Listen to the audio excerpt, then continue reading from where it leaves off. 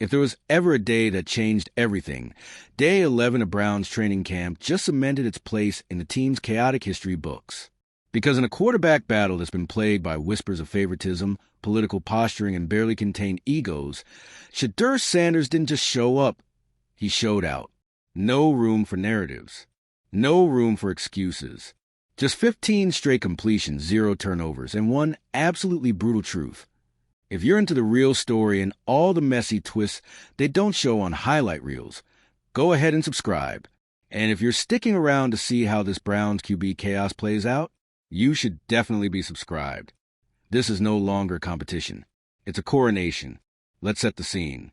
It's late morning, the sun's beating down, and the Browns' offense is deep in team drills. The air is tense, because by this point, everyone knows what's at stake. This isn't your standard camp rotation anymore. It's a proving ground, and the quarterbacks are on trial. And when Shedeur Sanders steps up, there's a shift. You can feel it. He's calm, but sharp. Focused, but loose. Like he already knows what's about to happen. Like he's been waiting for this moment since the day he was drafted way too low and told, not so subtly, to wait his turn. And then he delivers. 1 pass, then 2, then 5, then 10. It's not just that he's hitting completions. It's the how. Tight windows. Quick reads. Perfect anticipation. His ball placement is surgical. He's not lobbing screen passes or playing it safe. He's attacking. Reading coverages before they form. Adjusting protections at the line. Running the offense like it's already his. And when he finishes 15 for 15, even the defense, guys who are literally paid to stop him, can't help but nod in approval. At one point, a linebacker reportedly muttered, "This ain't even fair anymore." And it wasn't. Meanwhile, across the field, Dillon Gabriel is living out a quarterback's worst nightmare in real time. From the moment he takes the first rep, something's off. His footwork is clunky. His timing is late. And with every missed throw, you can see it. The self-doubt, the frustration, the unraveling. 3 completions, 18 attempts, and the kind of practice tape that quarterbacks beg to have deleted. It's not just that Gabriel was missing throws. He was missing everything. Reads, rhythm, rapport. The very foundation of his game looked like it cracked under pressure. He tried to reset, tried to slow it down, but the wheels had already come off. And as Shedeur kept stacking completions on one side of the field, Gabriel's confidence was evaporating on the other. The contrast couldn't have been more brutal or more revealing, because while Shedeur was commanding the huddle like a veteran, demanding precise routes and rallying his teammates after every snap, Gabriel was retreating, isolated, silent. Receivers weren't gravitating toward him anymore. The body language told the story before the media even touched their keyboards. The team knew who had it and who didn't. Even Kevin Stefanski, typically stone-faced and diplomatically vague, couldn't hide it. The energy shift on the sideline was obvious. After Sanders' last rep, Stefanski gave a rare nod of approval. A short exchange, a clap on the back. Nothing dramatic, but coming from Stefanski, that's practically a standing ovation. For a coach who spent most of the offseason balancing ownership politics and QB rotations like a Vegas car dealer, this was different. This looked like belief. And it wasn't just Stefanski noticing. Front office heads were leaning forward. GM Andrew Berry was seen in deep conversation with offensive coordinator Mike Geller, who's reportedly been Team Shedeur from the jump. Even a few assistant coaches, previously tight-lipped about the QB pecking order, couldn't resist whispering about what they just witnessed. Because when a rookie quarterback dismantles your starting defense without a single incompletion, yeah, people talk. And make no mistake, this wasn't just about arm talent. This was mental domination. Shedeur was diagnosing blitzes before they happened, adjusting routes, calling audibles, and he wasn't rattled, not once. Even when the defense brought pressure, he slid in the pocket like he had all day. Poise, polished presence. The holy trinity of quarterback play. And somehow, he made it look easy. Meanwhile, poor Dillon Gabriel looked like he was running drills in slow motion. At one point, a throw sailed so far off target that it ended up near the Gatorade cooler. And after yet another missed slant, his seventh straight incompletion, you could see the sideline begin to shift. Guys who'd been clapping earlier in practice were now staring into the grass. The energy was gone, replaced by that familiar Cleveland silence, the one that creeps in when things fall apart, and no one knows how to fix them. To be fair, Gabriel's had moments this camp. He's got talent. But when the lights are brightest, when the pressure's real, this was a day that showed the gap. This wasn't two guys neck and neck. This wasn't close competition. This was a chasm. And now the Browns have a decision to make. Because after a performance like that, there is no going back. You can't sell developmental reps anymore. You can't keep Shedeur on the scout team and pretend like it's about learning the system. You definitely can't justify giving Gabriel more snaps out of habit. Not after this. The question is, will they actually do it? Because lurking behind this QB drama is the elephant in the room, Jimmy Haslam, the owner who's reportedly been cool on Sanders since day one, the guy whose hands are all over this quarterback shuffle, even as the players and coaches start seeing things differently. And this is where it gets dangerous. Because when ownership politics collide with on-field reality, only one of them usually wins. And it's not always the one with the higher completion percentage. But maybe this time it's different. Maybe the sheer undeniability of what just happened forces the Browns' hand. Maybe Stefanski decides to stake his future on a bold move. Maybe Barry makes the internal case for pushing Sanders forward now. Not in Week 12, not next season, but now. Because the team is watching. The fans are watching. And after a practice like this, trying to go back to business, as usual, would be a mistake Cleveland can't afford to make. There's momentum now. You can feel it. Players who were previously neutral are starting to shift. Receivers who thrive on rhythm and trust want a guy who's giving them the ball where they can actually catch it. Offensive linemen are leaning toward the guy who reads blitzes before they happen. Even defensive players who live to make quarterbacks uncomfortable are tipping their caps. Because 15 for 15, that doesn't happen by accident. That's not just a hot hand. That's a quarterback arriving. And so we're left with the obvious question. What does Cleveland do now? If they're smart, they lean into it. They elevate Sanders. They give him first-team reps. They build a package around his strengths. They give the locker room a reason to believe that performance actually matters more than pedigree or politics. If they're not, if they stick with the status quo, if they bury Sanders behind a guy who just went 3 for 18 in a live drill, if they let ownership override merit, they risk losing more than just games. They risk losing the locker room, the fans, the narrative, because people remember moments like this. They remember when a rookie steps onto the field and looks like he belongs. They remember when a franchise has a chance to change its story and either rises to meet it or falls back into old habits. And that move, frankly, is the most important one they'll make this entire season. Maybe even this entire era. Because while the box score might only record Shedeur Sanders 15 for 15 as a training camp stat, everyone in that building knows what it really was. A message. Not loud, not cocky, but deafening in its clarity. He's not here to wait his turn. He's not here to play the long game. He's not here to politely sit behind quarterbacks with weaker arms and shakier decisions. He's here to win. And today, he did exactly that. So what happens next? Well, let's talk implications. Because this isn't just about a quarterback. This is about identity, about culture. And for the Cleveland Browns, a team that has spent 2 decades trying to figure out what the hell it even wants to be, this is a defining fork in the road. If they lean into Sanders, they're not just rolling with the hot hand. They're embracing a new vision. One built around speed, versatility, composure, and leadership that doesn't need a press release to be noticed. One that says, we're ready to move forward, instead of clinging to systems and contracts that no longer serve them.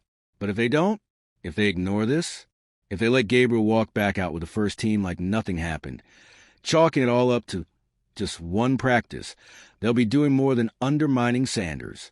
They'll be telling their entire roster that results don't matter, that even when you dominate, when you literally don't miss, you can still be passed over if you weren't someone's pet project, that the scoreboard in practice doesn't matter as much as the scoreboard in the front office.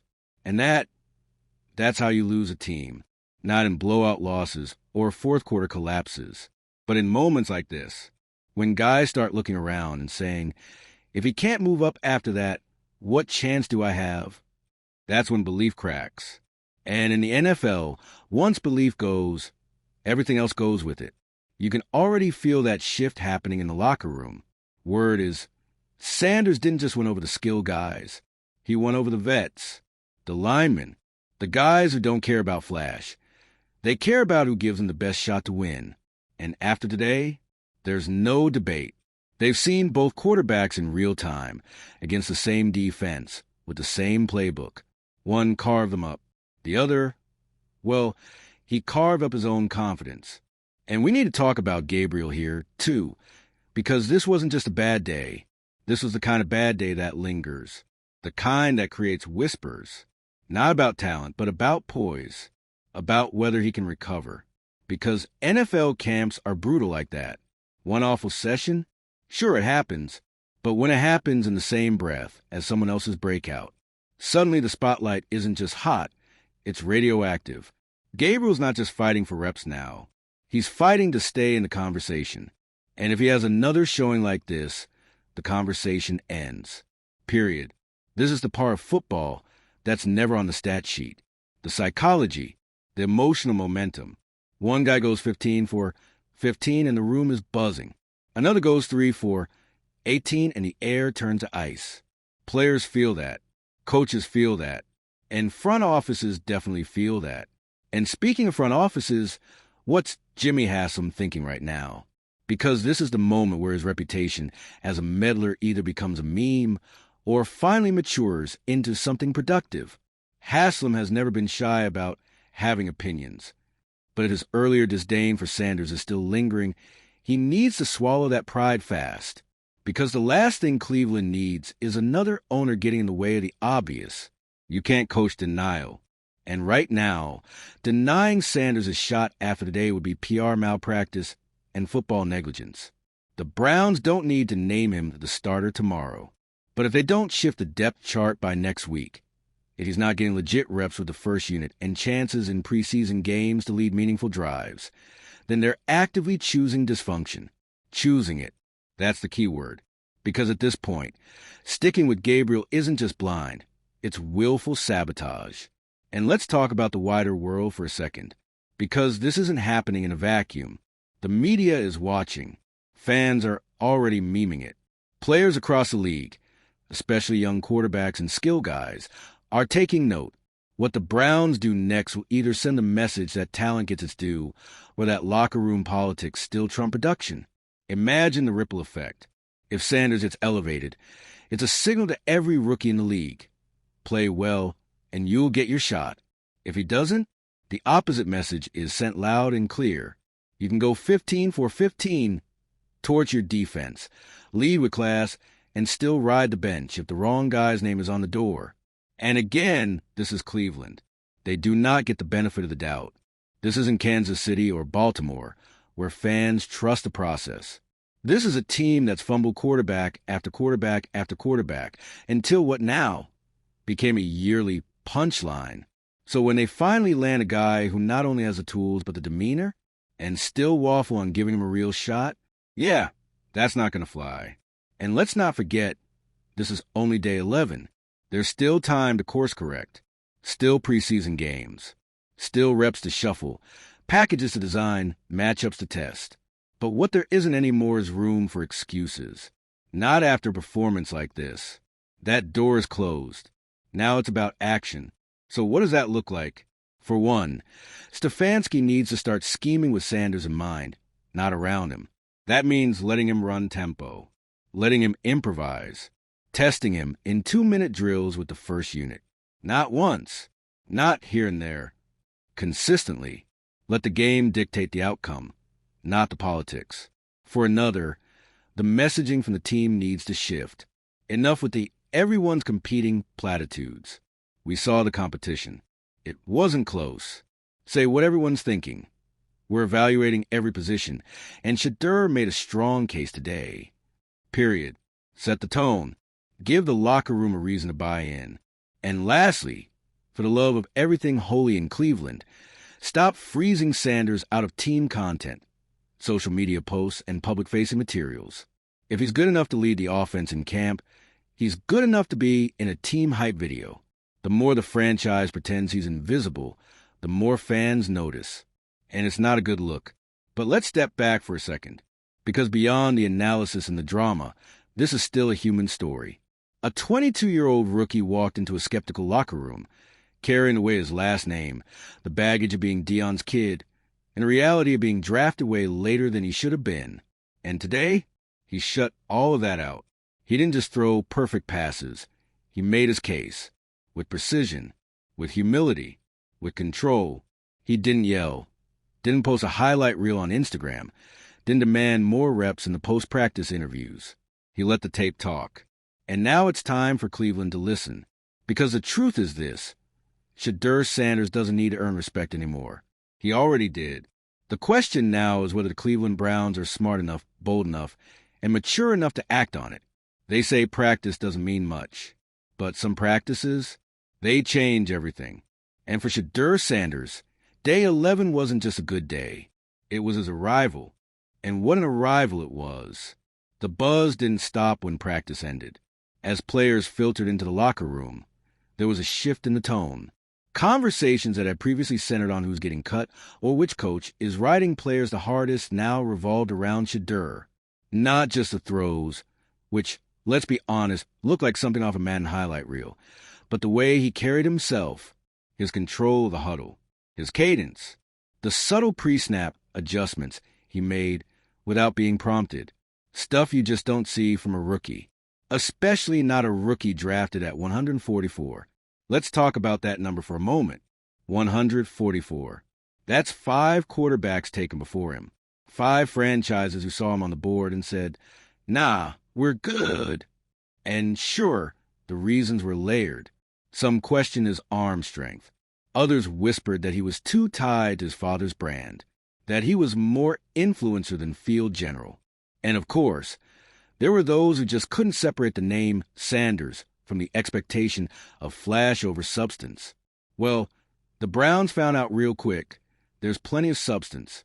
15 for 15 isn't just a stat line. It's a statement, especially when it's done with full team reps, under pressure, in a camp session designed to test mental endurance as much as mechanical skill. It means every read was correct. Every timing route was precise. It means the rookie didn't blink once.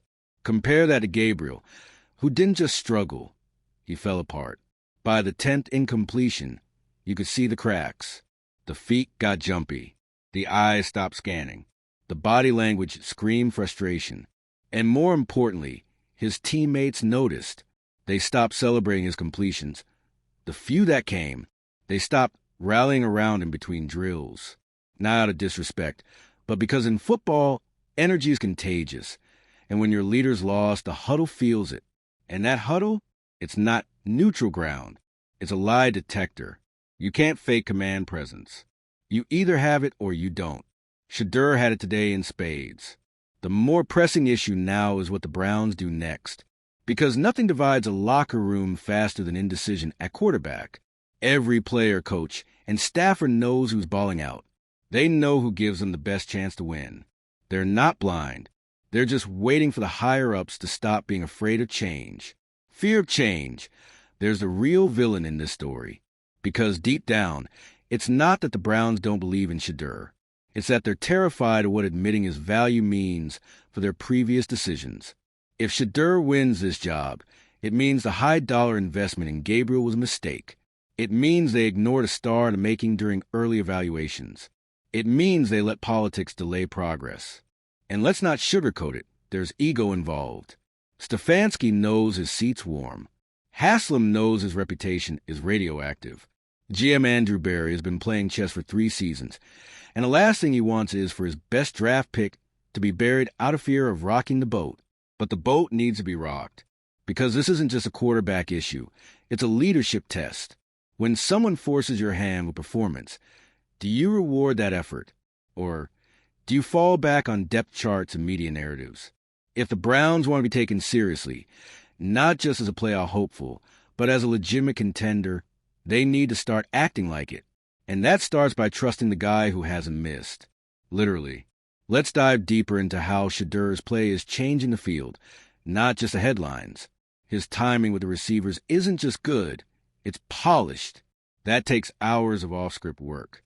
That takes initiative. That means he's been scheduling his own extra throwing sessions, building chemistry that most rookies can only dream about. His reads are layered, looking off safeties, manipulating zones. That's next-level processing speed. That's film room dedication. There's a rhythm to how he moves through his progressions. And here's the kicker. He's not just reacting, he's anticipating. He's leading receivers open, throwing to spots before the cut. Quarterbacks usually spend a year learning that. Sanders showed it on day 11 like he's been doing it for seasons. Even the defensive coaches were nodding, not just because he shredded their coverages, but because he did it without arrogance. He didn't celebrate like he just won the Super Bowl. He reset, jogged back to the sideline. Quiet, focused.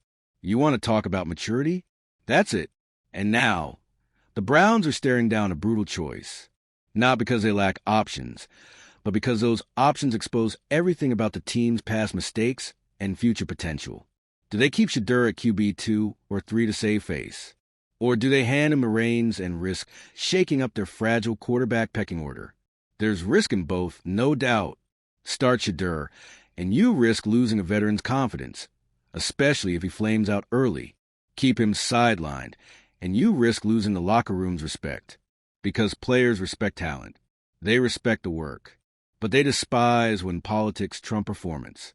One anonymous player reportedly told an assistant coach after practice, if they don't let him run with the ones next week, what are we even doing?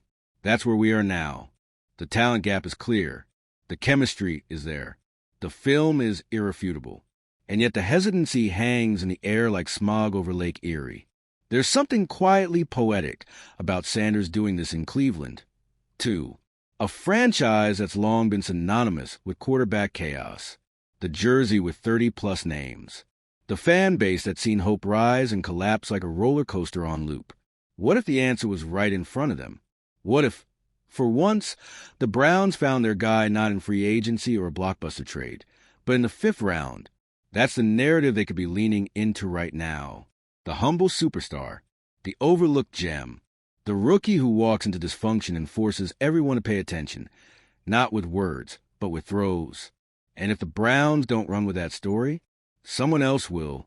Because let's not forget, the NFL is a copycat league. Teams are watching. They see the tape. If Shedeur keeps stacking days like this, and Cleveland hesitates too long, other franchises will start circling. He'll become the backup to watch. The why isn't he starting guy on every sports show panel? And Cleveland, once again, will be the team that blinked. Unless they don't. Unless they finally do what every winning organization eventually does. Trust the tape. Forget the contracts. Forget the PR spin. Forget the draft politics. The only thing that should matter now is what's happening between the white lines. And what's happening is Shedeur Sanders is balling. Calmly. Confidently. Repeatedly. He's not asking for favors. He's not demanding headlines. He's just doing his job. Better than everyone else in the room. At some point, that has to be enough. And if it's not, then maybe the Browns aren't just cursed, they're complicit. Because the way this story ends will say a lot more about Cleveland than it will about Shedeur. He's already proven who he is. Now it's their turn.